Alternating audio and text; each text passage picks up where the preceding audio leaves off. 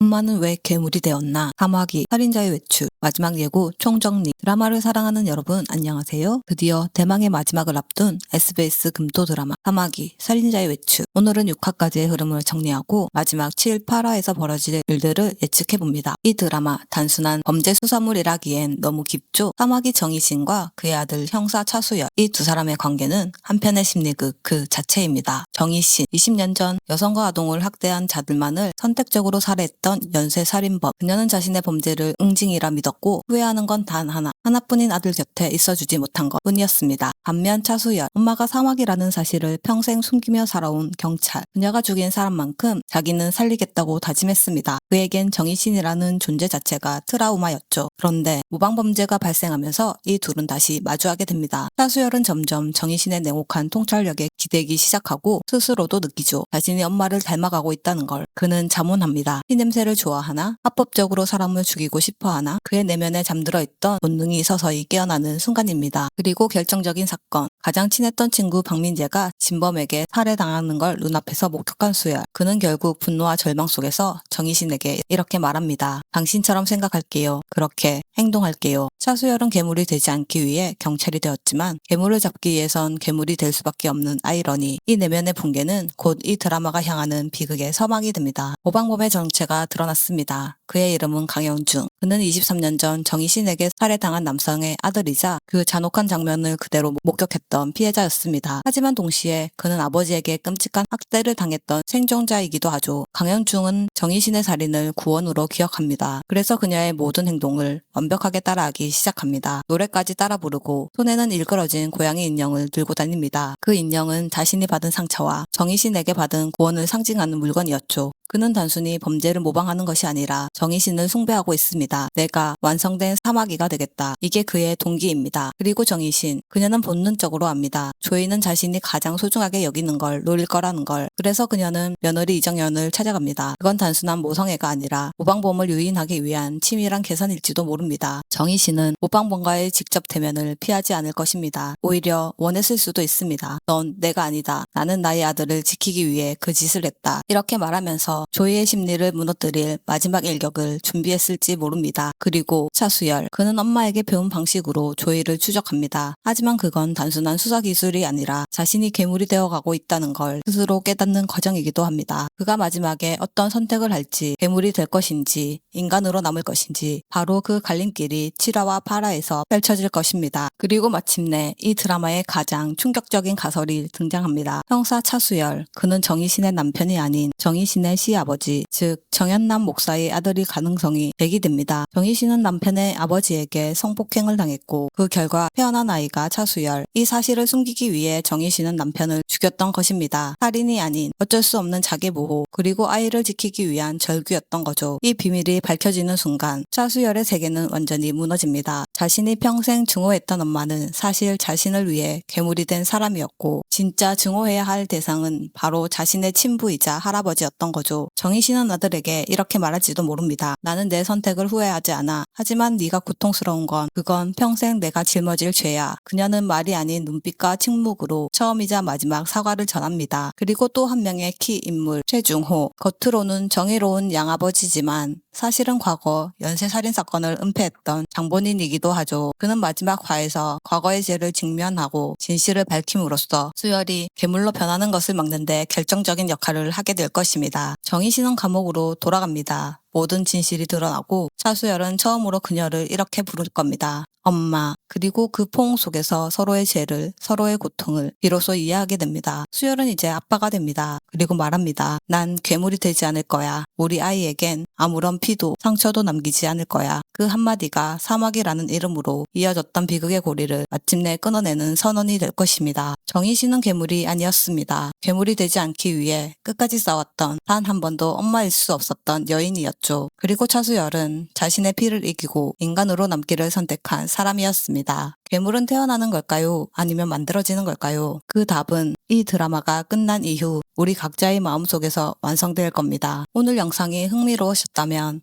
좋아요와 구독, 알림 설정까지 부탁드립니다. 당신의 한 번의 클릭이 저희 채널엔 큰 힘이 됩니다. 그럼 다음 영상에서 또 뵐게요. 감사합니다. 지금까지 보통의 드라마였습니다.